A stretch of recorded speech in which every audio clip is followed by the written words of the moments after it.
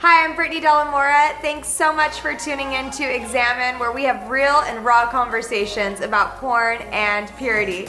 Today's guest is a very special guest. He is a man who watched pornography for many years, starting from childhood to teenage years, and so today he's here to share his story with you, and I pray that it edifies you and encourages you today.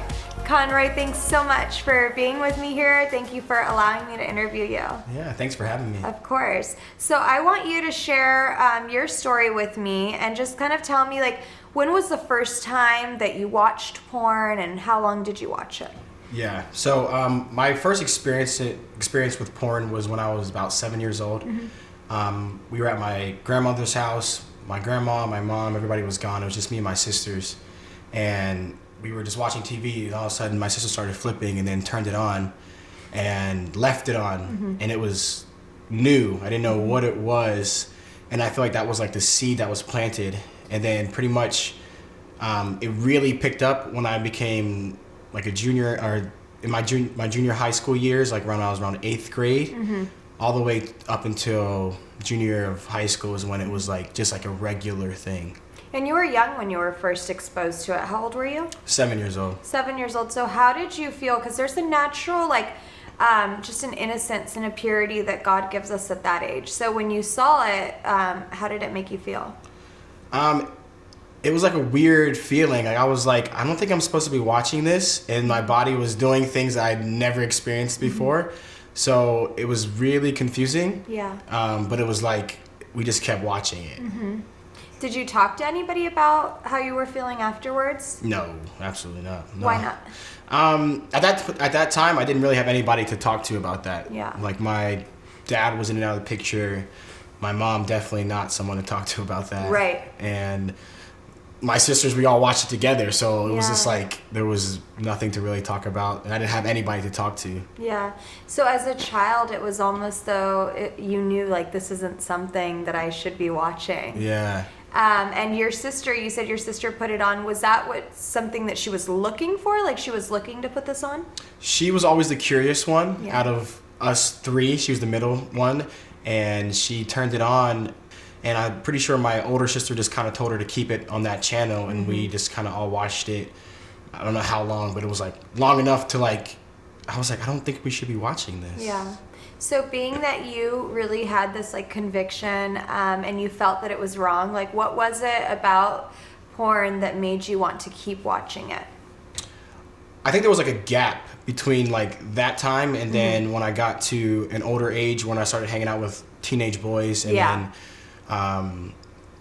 hormones start raging. Yeah. I now that I think about it, I remember us going to this gas station, and that was like easiest way to get it back then. Mm-hmm. And one of my friends showing me like, you need to look at this Playboy magazine. Mm-hmm. And I don't know, I think one of them stole it, and then I had that, and then the internet started becoming a popular thing, and that just made it way more accessible after that. Yeah, it does become more accessible with the internet. How do you feel like, when you first kind of started getting introduced to it as a young teenager, it was through a magazine, and now it's all over the internet. What type of impact do you think that makes on, the younger generation nowadays, like young kids, teenagers? Like, what kind of impact does that have on them? I think it's crazy because it's right in front of their face. Yeah. Like, my generation had to work for it, and then even the generation before really had to work for it, but now it's like they can type in the right thing or accidentally the wrong thing, and it's right in front of their face. And I just think the kids now are just getting exposed to things so early that now they are facing deep, dark things earlier in their life, and it's just been hard to watch and hard to like relate, because it's like, you're going through this now. Yeah. And I went through this like a couple years later from when you are. How young do you see? Because you're in the church now. You're a worship leader, and so I know that you see a lot of young youth and young adults. And what type of impact do you think that pornography makes on their minds, their souls? Like, how do you see them acting versus maybe how you acted when you were a child? Yeah. So I'm seeing it as early as young middle schoolers, like 6th grade, and you can just see, not all of them, some of them, you can just see how they talk about girls or how they interact with girls. And even with the high schoolers now, it's like when they're in youth group or youth ministry, you can tell they're like, their mind is trying to focus on one thing, but there's a girl right in front of them, so they're focusing on another. Yeah. And I think what hurts me is that some of the girls I see are just so innocent, and some of them are there for a good reason. Yeah. And then the guys are like focused on them. Yeah. So what type of conversations do you have with the youth when they open up to you about having a porn addiction? Or they may not even call it an addiction. It's just, hey, I'm watching this. Or if you see them being a certain way with a woman, like, or a teenage girl, like, what types of conversations do you have with them? Yeah. Now it's just like letting them know that, like, imagine this is your sister. Yeah. Like, imagine this is somebody that is close to you. Would you want somebody else to look at them that way or talk to them that way or treat them that way? Because that's kind of what switched for me. I have 2 older sisters and then got a younger sister later in life. And once I started thinking about that, like, she's my sister. Yeah. And people would look at her a certain way. I don't want to look at anybody else that way or anybody else's wife that way. That's so good. I love that. So you got to a place in your life where you were watching porn up until junior year of high school. Yeah. What changed? Because you got to this place where you no longer, like, you don't watch it anymore. And how did you get to that place? What changed in your life? So in junior year of high school, me and my friends started to get serious with our relationship with the Lord. And one of our mentors just gave us a book, or recommended a book, Every Young Man's Battle. I didn't finish the book because it rocked me from like the first couple chapters, and it just was mainly talking about purity, which I never heard talked about before.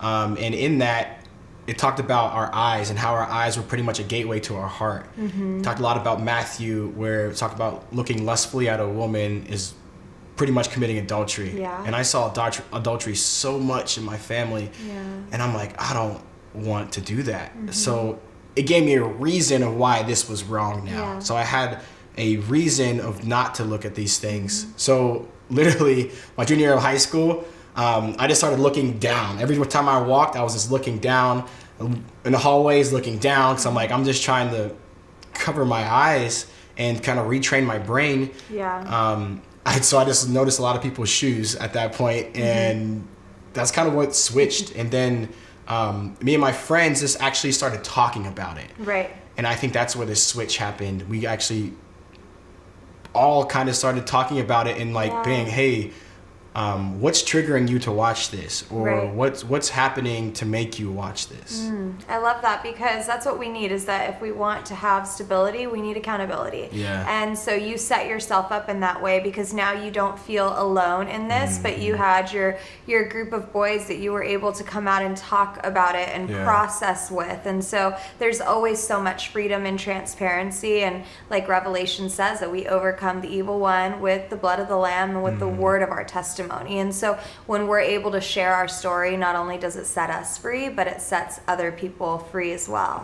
And that's what you're doing today. You are setting people free by sharing your story. And so what I want you to do is I want you to look in the camera, and I want you to encourage that, whether he's a young boy or a man that is struggling with an addiction to pornography, and I just want you to encourage him today. If this is something you are struggling with, I encourage you to talk to somebody about it. It's not something to be ashamed of, but it is something to bring to light. And I feel like that is going to bring freedom for you. When you can talk to somebody about it and have a community behind you, that's where change happens. It's so good. Thank you so much for allowing me to interview you today.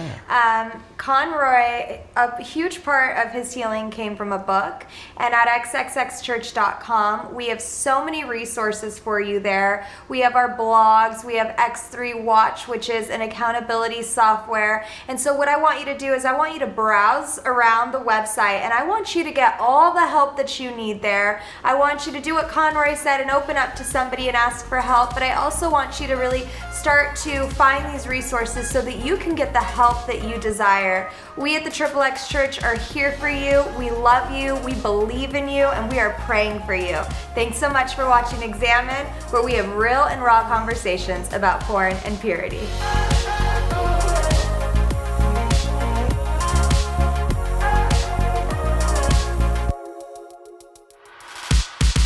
My name is Brittni.